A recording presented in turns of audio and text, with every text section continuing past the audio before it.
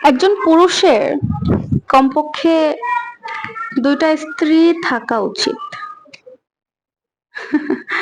ভুল কিছু শুনেন নাই। আমি এই কথাটাই বলেছি যে একটা পুরুষের কমপক্ষে ২ জন স্ত্রী থাকা ভালো। হুম।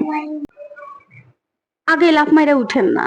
মানে বাঙালি তো একটা কথা শোনা মাত্র আগে পিছে কি হইল কি হইল না, কেন বলা হলো কেন বলা হলো না, এগুলো চিন্তা ভাবনা করার দরকার নাই। একদম চেতা চুইতা অস্থির।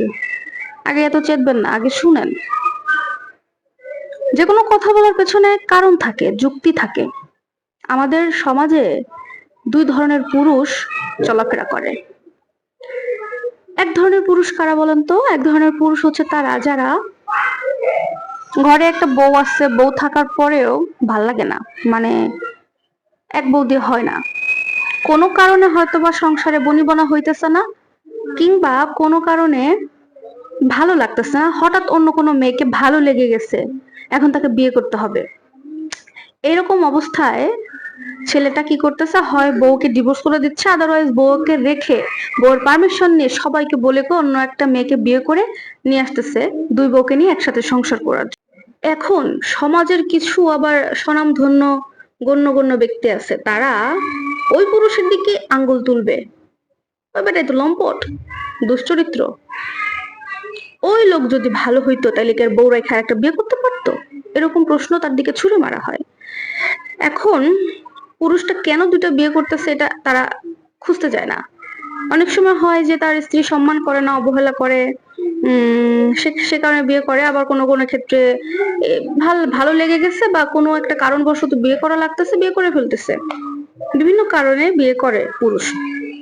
এটা গেল।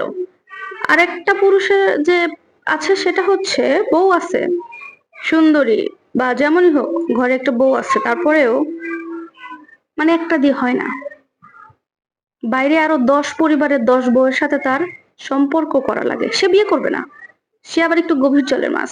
ঠিক আছে, ওই পুরুষটা গভীর জলের মাছ। সে ঘরে বউ রাখবে, সংসার করবে, মানে সমাজের বুকে সে একটা স্বনামধন্য ব্যক্তি, তার একটা মান সম্মান আছে, সে মান সম্মানে চলবে। কিন্তু বাইরের আরো ১০টা ঘরের ১০টা বউয়ের সাথে সে সম্পর্ক চালাবে, যেটাকে আমরা পরকীয়া বলে থাকি। এইখানে সমাজের মানুষ ওই পুরুষটাকে কিছু বলবে না। মানে আগের পুরুষটাকে যেরকম আঙ্গুল তুলেছিল, এই পুরুষের দিকে আঙ্গুল তুলে না, কারণ এ বিয়ে করে বউ নিয়ে আসে নাই। কিন্তু এখানে একটা বিষয় কি জানেন, ঘরের স্ত্রীটি যদি জানে বা যেদিন জানতে পারে যে আমার স্বামী এরকম পরকে করে বেড়াইতেছে, কিছু কিছু নারী আছে তৎক্ষণাৎ হাজবেন্ডকে ডিভোর্স করে দিয়ে চলে যায়, থাকে না এরকম পুরুষের সাথে। আবার কিছু নারী আছে চিন্তা করে আমার একটা সন্তান হয়ে গেছে, এখন যদি আমি ডিভোর্স করে দিই আমার সন্তানের কি হবে।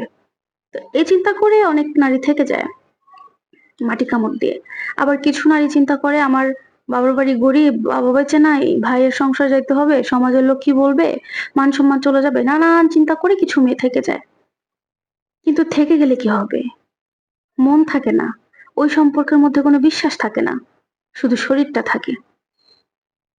আর নারী চক্র, নারীর নেশা, এটা মারাত্মক নেশা ভাই। আপনি যে নেশাই করেন না কেন, মদ খান, গাঁজা খান, বিড়ি খান, আরো খারাপ খারাপ নেশা করেন না কেন, যে নেশায় আপনার থাকুক না কেন, আপনাকে মেরে ধরে হোক, ভালোবেসে হোক, বা আপনাকে ট্রিটমেন্ট করে হোক, আপনাকে সেখান থেকে ফিরিয়ে আনা সম্ভব, দেরিতে হলেও সম্ভব। কিন্তু এই নারীর নেশায় পড়লে জিন্দেগিতে আপনাকে ভালো করা সম্ভব না। নারীর নেশায় কেউ ভালো হইতে পারে না, আজীবন আজ পর্যন্ত কেউ ভালো হয় নাই, সেই রেকর্ড নাই। হুম।